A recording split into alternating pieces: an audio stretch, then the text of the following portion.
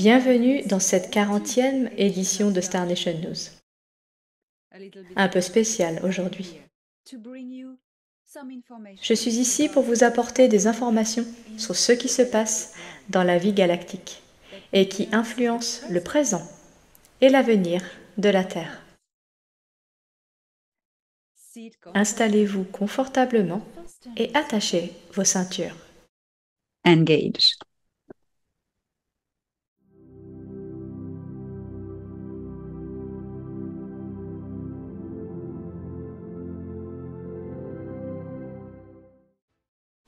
Le haut commandant, Thor-Han Erédion, a fait un rapport sur la situation dans la ceinture d'Orion concernant une tentative désespérée d'une escouade Sicard de 4 vaisseaux croiseurs de combat pour forcer les lignes de défense. Ces tentatives frénétiques trahissent le désespoir d'un empire en perdition. Alors que la guerre se poursuit dans la galaxie Nataro, les secteurs sont libérés les uns après les autres. Ce qui reste aujourd'hui d'une ancienne puissance impériale tyrannique, galactique, est une petite zone acculée, regroupant les dernières forces, défendant leur reine et les maisons royales. Lorsque nous parlons d'une reine pour l'Empire Sicard, nous ne faisons pas référence à une conscience de ruche, car les reptiliens Sicard sont des consciences individualisées, bien qu'ils fonctionnent à peu près comme les structures royales sur Terre. Par exemple, les classes inférieures Sicard ont la capacité d'interfacer leurs esprits avec les officiers de classe supérieure, qui sont leurs responsables. Ce lien de pouvoir est fréquent chez les reptiloïdes. Among reptiloids. L'incident impliquant l'escouade Sicard visant à atteindre le système stellaire Al-Nilam, connu localement sous le nom de Zagara, où se trouve le siège du Conseil de Zagara. Malheureusement pour l'escouade Sicard, elle n'a pas tardé à être anéantie To be obliterated par une flotte de protection de l'Empire Anar positionnée sur place. Il semblerait que les Sicars s'adonnent désormais à des opérations suicidaires, outrepassant leur code d'honneur en mourant au combat. Ceci n'est pas sans rappeler le célèbre comportement des Klingons dans la franchise Star Trek de Gene Roddenberry. Il s'agissait d'ailleurs d'une opération de divulgation qui a permis d'imprimer la véritable réalité de ce qui s'est passé dans l'espace et des races qui ont visité la Terre et y ont interagi, les bonnes comme les mauvaises. Comme les Borgs, par exemple, représentant la ruche des Gris-Nébou d'Orion et la forme de cube, qui ne peut contenir qu'une reine d'intelligence artificielle de type ruche, et aussi, ce qui est intéressant, de la glu noire, Black Goo. Cette technologie Nébou a été partagée avec la faction d'État profond de l'armée terrienne dans le cadre des programmes spatiaux secrets sombres, pour la fabrication de drones cubiques et de satellites, capables de contenir une intelligence artificielle grise, connectée à la reine de la ruche d'Orion, dans la nébuleuse du trapèze M42. Tous ces drones et satellites ont été désactivés lors d'une opération secrète de la Fédération galactique des mondes, qui s'est achevée à la fin de l'année terrestre 2022. La forteresse Sicard résistera jusqu'à la fin, même s'ils se sacrifient, tous selon leur code d'honneur. D'une certaine manière, c'est une aide heureuse pour les forces de l'Alliance unie de Nataru, The Alliance of Nataru, comme elle s'appelle maintenant, depuis que l'Empire Anar s'est jointe à l'aventure. Nouvelle de Nibiru. Je voudrais maintenant aborder un point important qui implique le programme habituel de tromperie et de manipulation mis en œuvre par les organisations de contre-divulgation travaillant pour l'État profond. J'ai déjà mentionné ce point sur différentes plateformes. Cependant, j'ai estimé qu'il était important de saisir l'opportunité de cette édition de Star Nation News pour m'assurer que le message est bien et largement reçu. Concernant certaines rumeurs que nous avons récemment entendues et dont j'ai fait part au prince Ea, celui-ci a accepté de délivrer un message en réponse. Mon vieil ami et compagnon, Ea, fils d'Anu, tient à préciser qu'il ne communique personnellement avec personne sur Terre, puisqu'il s'est retiré des affaires terriennes après avoir rendu à l'Alliance terrienne et les titres de garde de tous les lieux du système Sol anciennement détenus par l'Empire Anar. Depuis qu'il a également offert à l'Alliance terrestre le modèle de l'ADN humain originel intact, le prince Ea reste à sa place, n'interférant pas avec le développement de la civilisation terrestre. Il reste dans ce système stellaire, à bord du vaisseau mère de Nibiru, par choix personnel, sans lien avec la Terre, et n'a pas l'intention de revenir sur Terre, ni d'entrer en contact avec qui que ce soit, ce qui serait une ingérence illégitime. Ce n'est pas seulement par choix personnel, mais c'est avant tout selon la Dayakura, le code de non-ingérence Anar. Ea n'est pas Enlil. Ce sont deux personnalités opposées. Ea préfère ne pas interférer sur Terre. Ea n'a jamais voulu être considéré comme un dieu, ni vénéré. C'est un homme qui est né sur une autre planète. Il n'était qu'un scientifique, un généticien, lorsque l'expédition a atteint la Terre. À cause des luttes avec son demi-frère Enlil, qui se sont transformées en une terrible guerre planétaire, Ea a dû prendre les armes et ruser pour sauver l'humanité, alors qu'Enlil jouait au Dieu et mettait l'humanité à genoux et à ses pieds.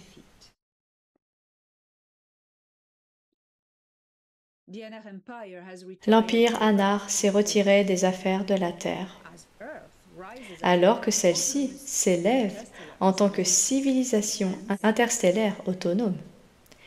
Par conséquent, si l'un d'entre vous croit qu'il a de prétendus contacts avec lui, ces contacts ne sont pas authentiques et ont été conçus à 100% par les forces de contre-espionnage, dans le cadre d'un programme visant à le discréditer. Il s'agit là d'un exemple classique des agissements des agences obscures et une vaste et monumentale campagne de désinformation est menée contre Ea, une campagne de diffamation. Et quiconque parle de ses bonnes actions sera pris pour cible. Ainsi, toutes les technologies, tous les biens ou services monnayés, ou même tous les soi-disant channeling utilisant le nom Dea ou Denki, sont des escroqueries qui n'ont rien à voir avec lui et qui ne sont absolument pas approuvées par lui.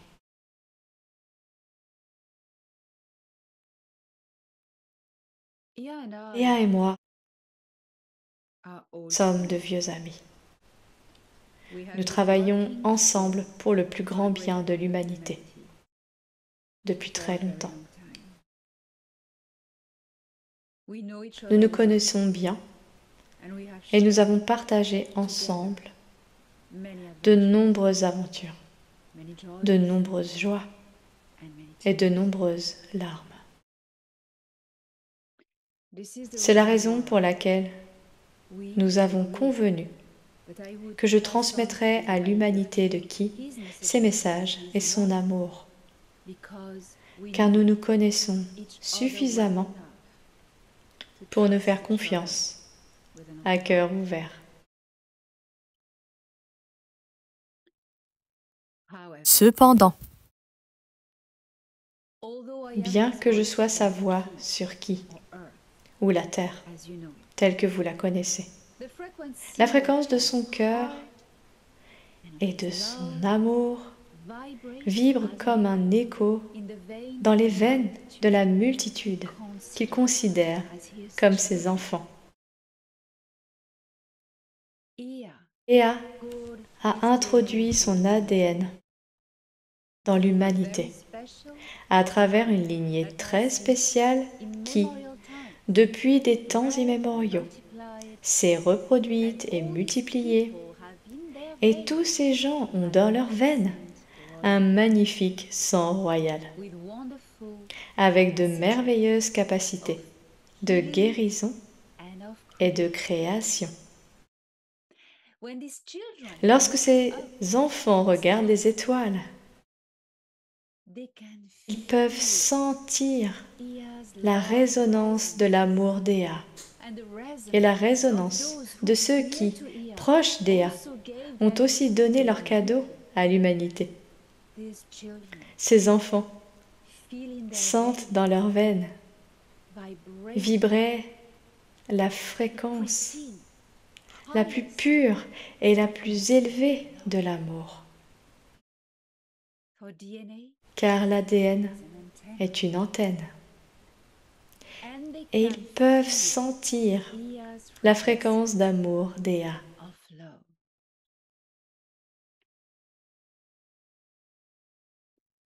Sa fréquence, circuler dans les corps qu'ils ont momentanément l'honneur d'occuper. Ils sont des millions, et ces millions guident le reste de l'humanité dans son grand éveil.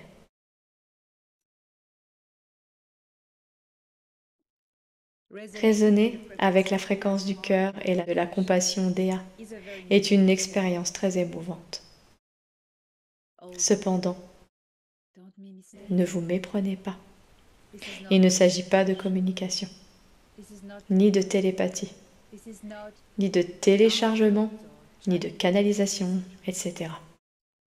C'est la résonance de la fréquence de votre ADN qui s'active en sa présence. A frequency resonance that activates in his presence. Car il n'est pas très loin de la Terre. L'orbite de Jupiter vous semble très loin, mais ce n'est pas le cas. Ce que vous vivez est la mémoire de l'ADN. Lorsque vous en faites l'expérience, vous êtes connecté à l'univers. Car l'amour est le ciment permanent des éléments constitutifs de la création. Vous, les enfants d'Ea, êtes la 80e génération après Yeshua, qui était le vaisseau sacré du sang royal d'Ea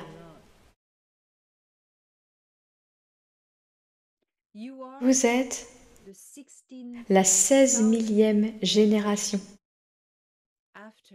après la conception d'Adapa, que vous connaissez sous le nom d'Adam, son premier enfant hybride humain, conçu dans les laboratoires de l'Éden, à bord du vaisseau mère Nibiru.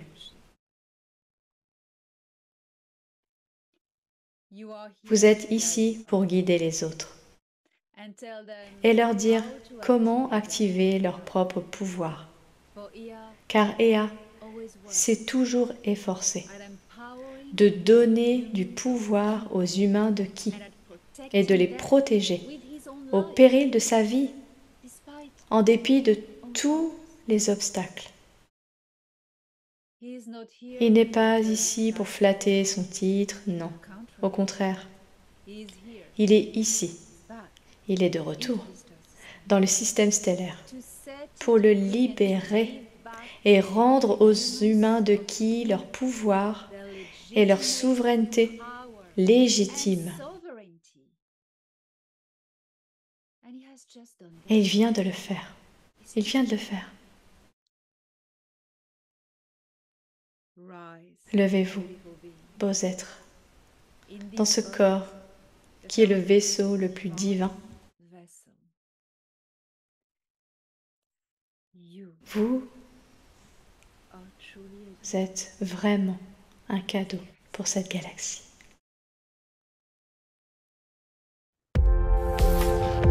Un mot de l'émissaire. Il faut toujours écouter son cœur, car votre cœur, lorsqu'il vibre à une certaine fréquence, ne vous induit pas en erreur. Parfois, vous appréhendez quelque chose, quelqu'un ou une situation. Qu'en pense votre cœur? C'est la réponse, c'est la voix. Le cœur est la voix à suivre. Ensuite, la pensée rationnelle prend le dessus. Mais dans les premières millisecondes, que ressent votre cœur? Que ressent votre cœur lorsque vous vous connectez à la fréquence d'Ea? Il ressent l'amour, de la compassion, un immense amour pour l'humanité.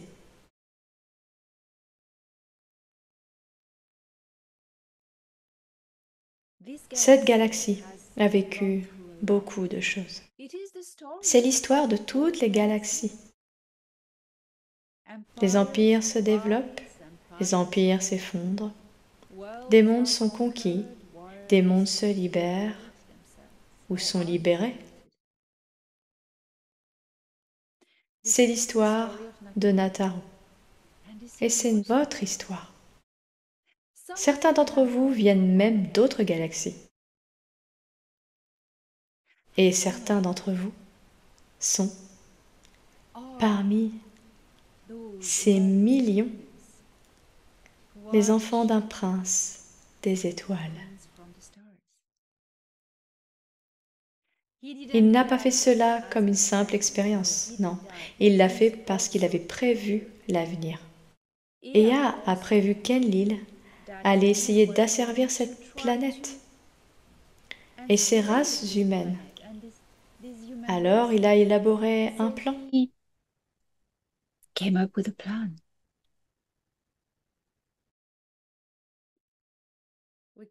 Nous avons créé une lignée protégée qui, avec le temps,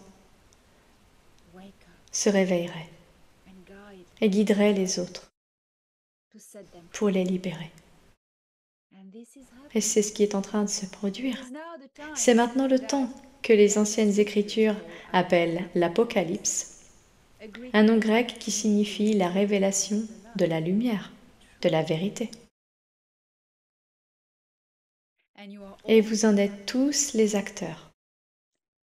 Enfants d'Ea, enfants des étoiles, enfants de la Terre.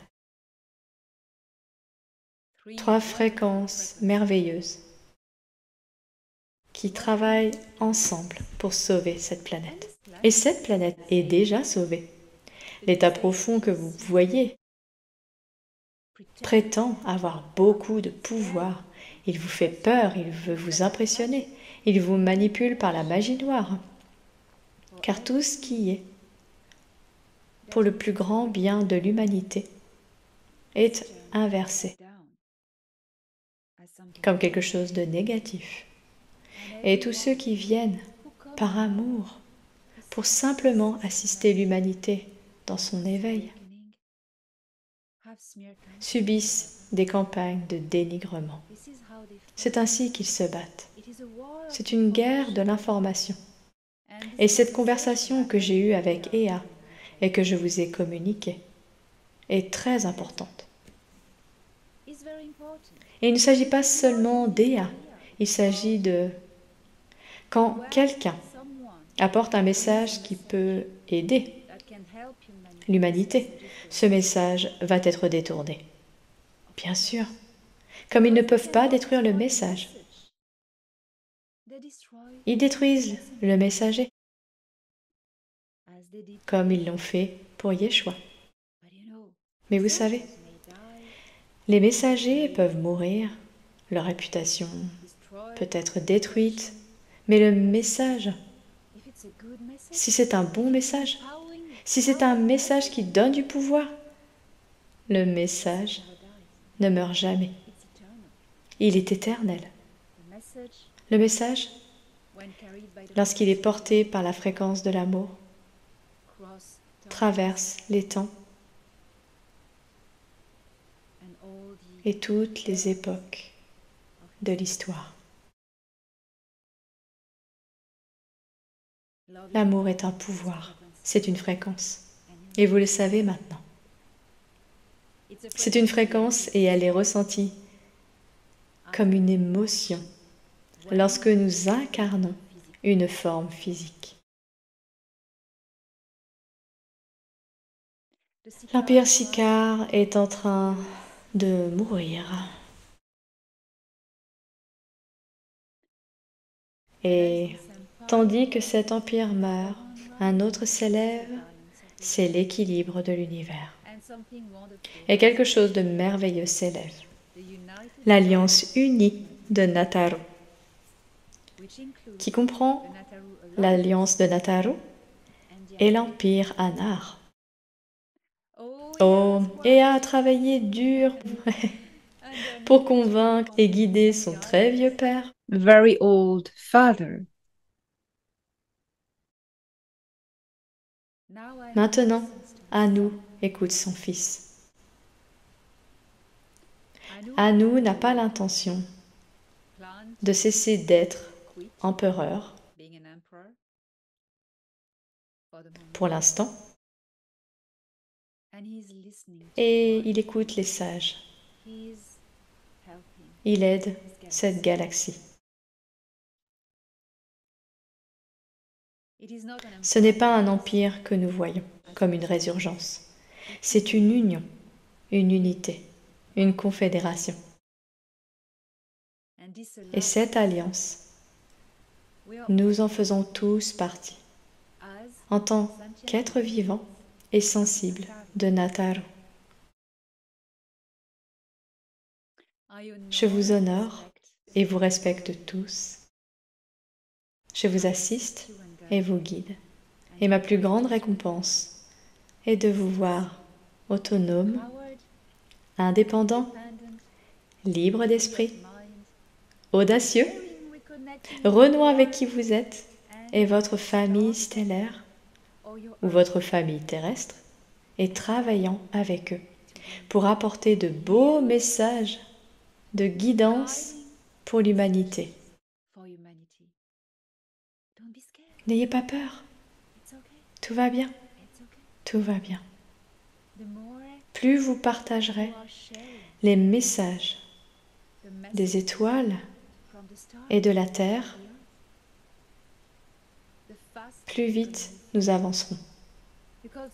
Car tout cela ne fait qu'un.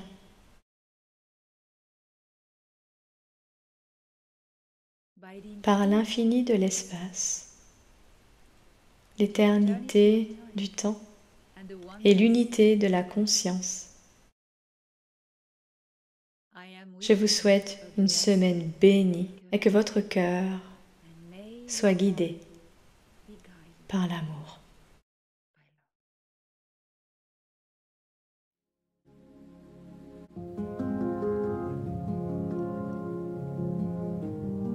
Rappelez-vous qui vous êtes. Una.